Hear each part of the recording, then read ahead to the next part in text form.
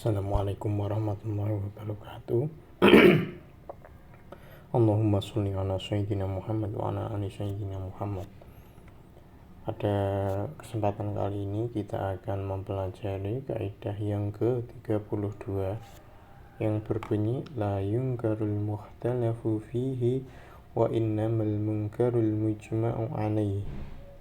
Tidak diingkari perbuatan yang diperselisihkan hukum-hukum haramnya, dan sesungguhnya yang diingkari adalah yang telah disepakati hukum haramnya.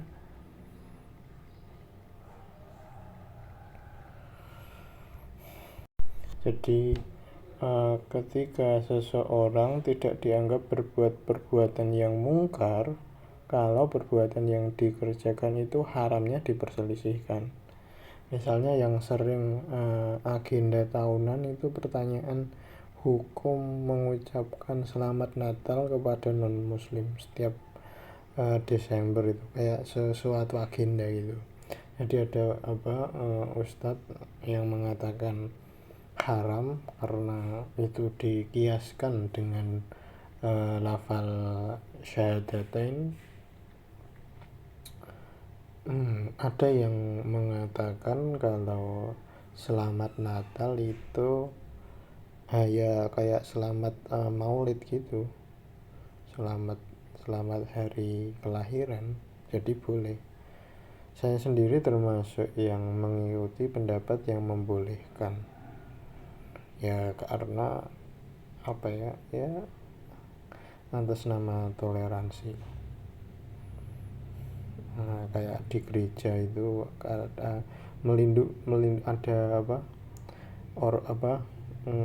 kelompok orang yang melindungi gereja, padahal agamanya Islam. Itu ada yang mengatakan haram, ada yang mengatakan boleh. Kalau saya sendiri yang ikut pendapat yang membolehkan. Kembali lagi ke yang selamat Natal, itu kalau nggak ada urgensinya ya nggak perlu mengucapkan. Kalau ada urgensinya, misalnya sampean seorang pedagang, pebisnis, kolega sampean itu orang katakanlah etnis Cina dan beragama Kristen, misalnya ada etnis Cina yang beragama Islam juga. Jadi untuk mempererat hubungan dengan kolega, ya ketika Natal ucapkan selamat Natal. Itu sih menurut pandangan saya. Kalau sampean berbeda pendapat ya tidak masalah. Kemudian yang ke-33, al-istighalu bi ghairil maqsudi i'radun anil maqsudi. Berbuat yang bukan dimaksud berarti berpaling dari yang dimaksud, sehingga karenanya batal yang dimaksud. Misalnya ada orang bersumpah tidak bertempat tinggal pada suatu rumah, kemudian dia mundar-mandir di rumah itu, maka berarti dia telah melanggar sumpahnya. Tetapi kalau dia mondar-mandir itu untuk mengumpulkan barang-barangnya dalam rangka kepindahannya, maka dia tidak melanggar sumpah. Jadi ada urgensinya. Kemudian kaidah yang ke-34, yadkhulul qawiyyu 'alal dha'ifi wala aqs. Yang kuat mencakup yang lemah, tidak sebaliknya. Contoh kasus, misalnya haji dan umroh. Haji lebih kuat, umroh lebih lemah. Jadi ketika seorang menunaikan ibadah haji, boleh langsung sekaligus ibadah umroh. Tetapi jangan sebaliknya, menunaikan ibadah umroh sekaligus haji. Karena kalau haji itu ada waktunya sendiri, sedangkan umroh itu bebas waktunya. Kemudian mandi wajib, mandi besar atau mandi junub dengan wudhu. Jadi kalau mandi wajib itu yang kuat, yang air wudhu yang lemah. Seorang boleh mandi wajib sekaligus mengambil air wudhu, tetapi seseorang tidak boleh berwudhu sekaligus mandi wajib. Ya. Jadi memang yang kuat itu yang seharusnya mengayomi, bukan menindas, kalau kita ambil filsafat dari kaidah ini. Kemudian kaidah ke-35, yughtafaru fil wasaili ma la yughtafaru fil maqasidi. Dimaafkan yang pada sarana, tidak dimaafkan yang pada maksud. Analoginya seperti ini. Kita anggap sholat sebagai ghoyah atau tujuan atau maqasid. Kemudian wudhu itu kita anggap sebagai wasilah, wasail, sarana. Jadi ketika kita sholat itu wajib niat. Tapi ketika wudhu, ulama berselisih pendapat. Ada yang mengatakan wudhu boleh niat atau tanpa niat. Jadi yang sarana ini, yang wudhu ini maafkan, di yughtafaru, di sepuro bahasa Jawanya. Sama halnya ketika menutup aurat dengan sholat. Kalau sholat itu kan wajib niat, sedangkan kalau menutup aurat tidak wajib niat. Itu ya, dimaafkan yang pada sarana, tidak dimaafkan yang pada maksud. Ini dalam hal niat. Kemudian kaidah ke-36, al-maisuru la yaskutu bil maksuri. Yang mudah dilakukan tidak gugur dengan yang susah dilakukan. Kaidah ini didasarkan pada hadis idza amartukum bi amrin fa'tu minhu mastata'tum. Apabila aku memerintahkan sesuatu, Nabi Muhammad memerintahkan sesuatu, maka kerjakanlah menurut kemampuan sampean.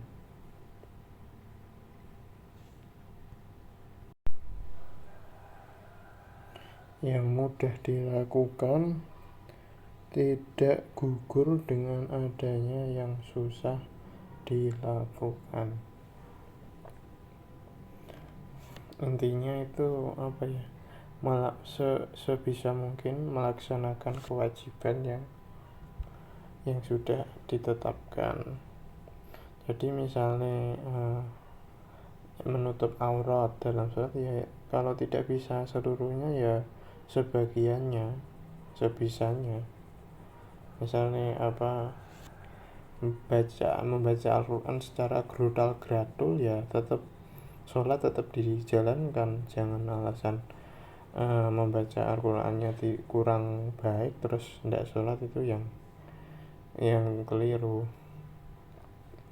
Atau misal ketika orang itu terpotong ujung jarinya, wajib membasuh yang masih ada. Ini agak dark, agak gelap sedikit. Jadi saya ulangi, ketika ada seseorang yang mohon maaf ujung jarinya itu sudah nggak ada ya, yang masih tersisa itu ya tetap dibasuh. Atau orang yang mohon maaf lagi orang buntung ketika takbir ya tetap mengangkat kedua tangannya. Jangan mohon maaf alasan buntung terus tidak mengangkat tangannya ketika takbir, ya tidak dibenarkan. Jadi sebisanya melaksanakan perintah hukum taklifi itu.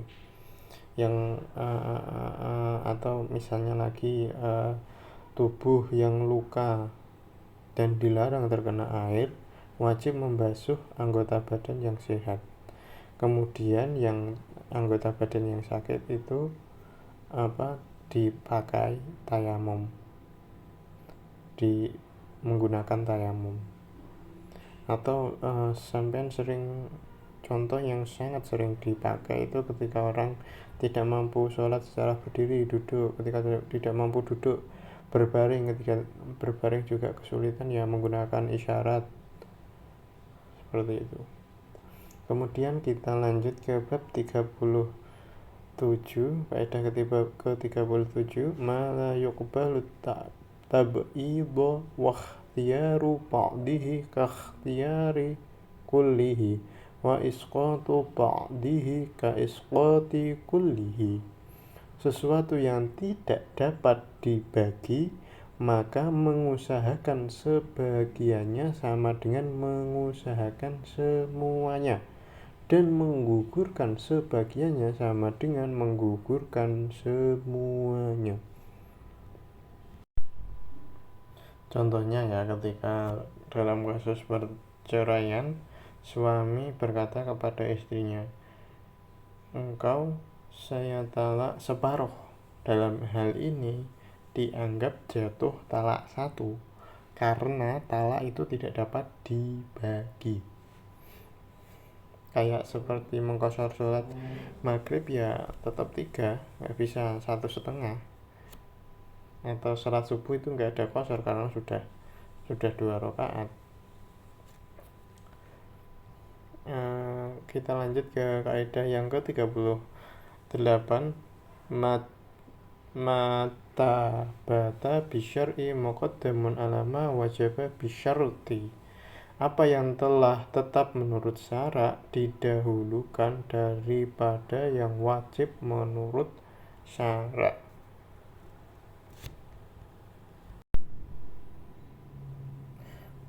Jadi contohnya dari apa yang telah ditetapkan menurut syarak didahulukan dari yang wajib menurut syarak, itu seperti sampean bernazar dengan sesuatu yang wajib, ya nazarnya tidak sah. Misalnya sampean nazar ketika diterima di kampus favorit, sampean nazar berpuasa Ramadan atau sholat fardu, ini nazarnya nggak sah ya. Kadang ada yang mencari celah hukum gitu. Yang repot ya yang kayak gini nih. Nazar apabila mendapatkan jodoh si A akan sholat 5 waktu, nazarnya tidak sah karena ketetapan syariat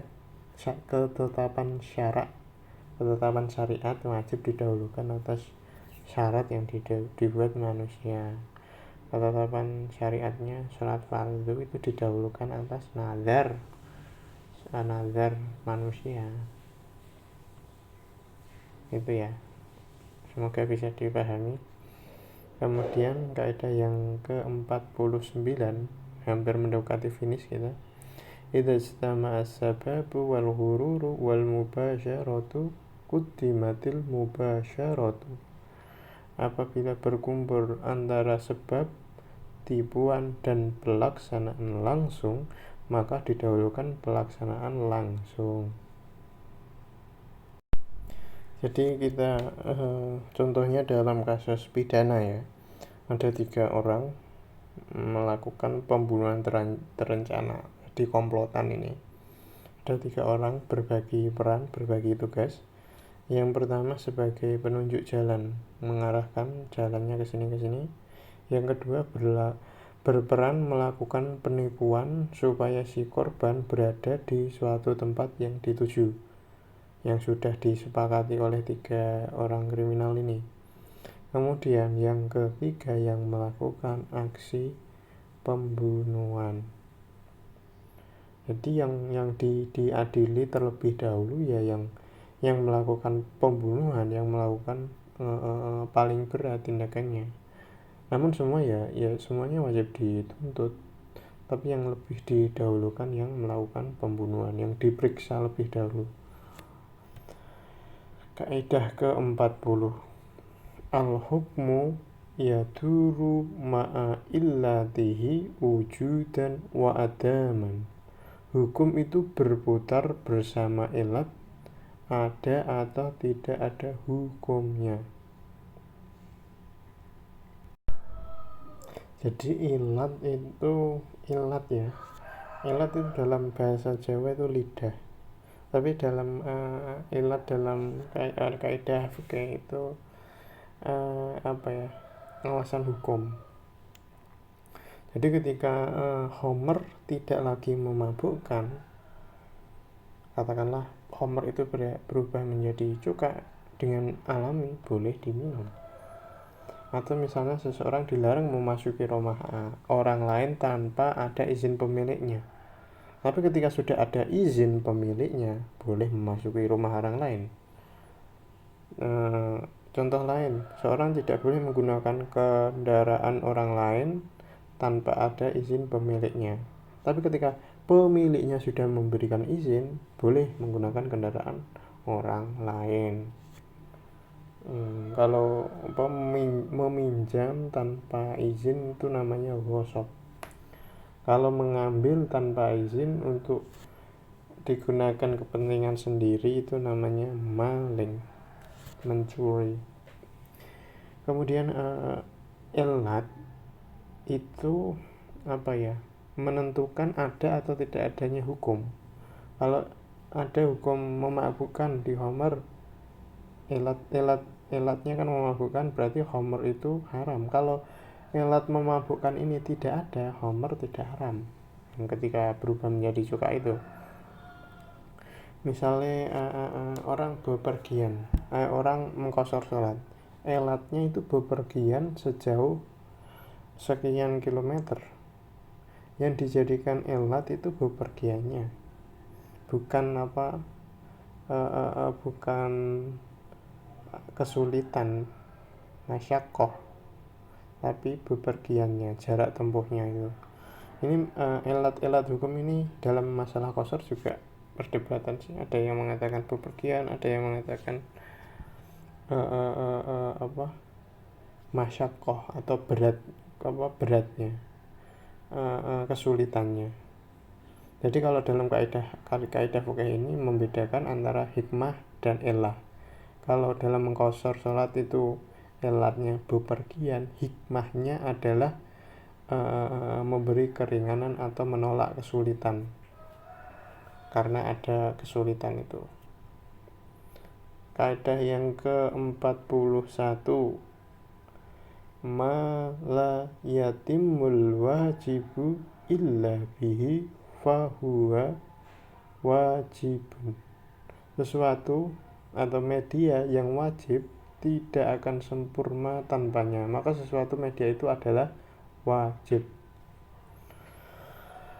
Kaidah ini ikut sejalan dengan kaidah lil wasaili hukmul maqasidi. Bagi wasilah media atau perantara berlaku hukum tujuan. Jadi kita perjelas dari sesuatu yang wajib tidak akan sempurna tanpanya. Yang dimaksud di sini adalah sebab dan syarat. Maka sebab dan syarat itu adalah wajib. Kita berikan contoh biar lebih mudah. Melaksanakan sholat fardu, kewajiban melaksanakan sholat fardu itu kan ditentukan oleh sebab dan syarat. Sebabnya asbabnya itu tiba waktu sholat. Jadi kalau belum tiba waktu sholat, belum bisa melaksanakan. Kemudian syaratnya yaitu balik dan berakal. Yang belum balik atau belum berakal ya belum bisa melakukan sholat fardu, belum bisa dikenai hukum. Misalnya dalam zakat, sebabnya itu kan sudah sampai 1 nisab, kemudian syaratnya sudah sampai 1 haul atau sudah memiliki harta itu selama 1 tahun sehingga wajib zakat. Sebab, kemudian pembagian atau pengelompokan sebab berkaitan dengan musababnya itu ada 2, sebab adi atau sebab yang secara adat, secara kebiasaan, seperti orang yang menguasai ilmu itu sebab ketekunan belajar atau penelitian. Jadi kalau konsep ilmu laduni itu saya kira 1:1 juta, artinya kemungkinan kecil. Jadi ikhtiar atau usaha yang paling tepat bagi seorang thalibul ilmi,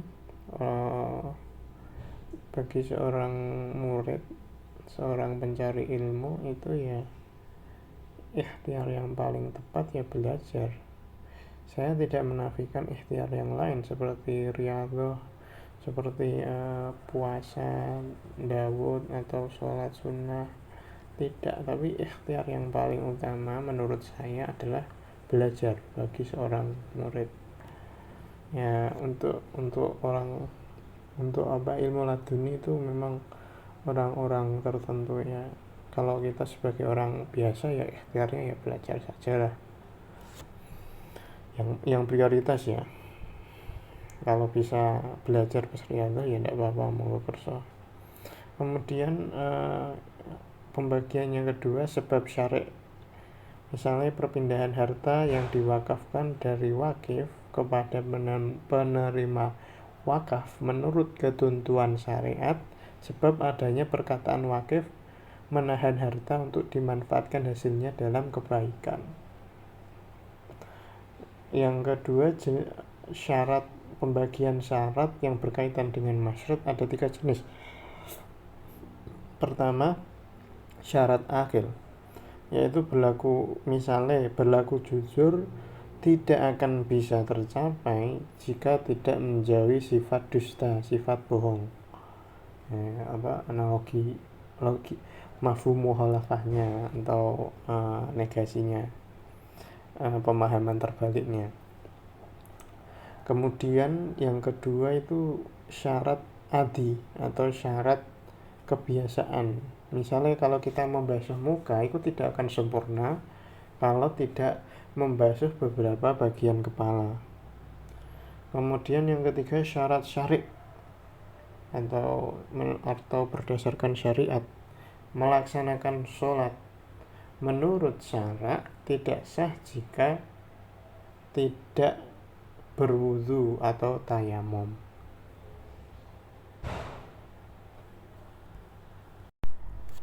Dari kaidah ke-41 ini banyak hal-hal yang bisa kita petik atau kita jadikan kasus. Misalnya dalam hal berwudu itu kan ketika kita membasuh tangan itu kan dilebihkan ke siku atas, atau membasuh kaki itu dilebihkan di atas mata kaki, itu supaya sempurna dalam hal membasuhnya. Atau misalnya dulu kita pernah belajar yang berkaitan dengan masalah aurat, itu aurat kan antara pusar dan lutut. Jadi pusar dan lutut tidak termasuk aurat, tapi untuk menjaga kesempurnaan menutup aurat itu pusar dan lutut itu juga ditutupi, tidak boleh terbuka gitu ya. Kemudian menuntut ilmu itu kan wajib intinya. Lalu hal-hal yang menyertainya seperti sarana prasarana ya juga wajib. Masa menuntut ilmu nggak ada sarana prasarananya? Terus misalnya tempat itu harus ada, nggak harus mewah tapi harus ada gitu loh.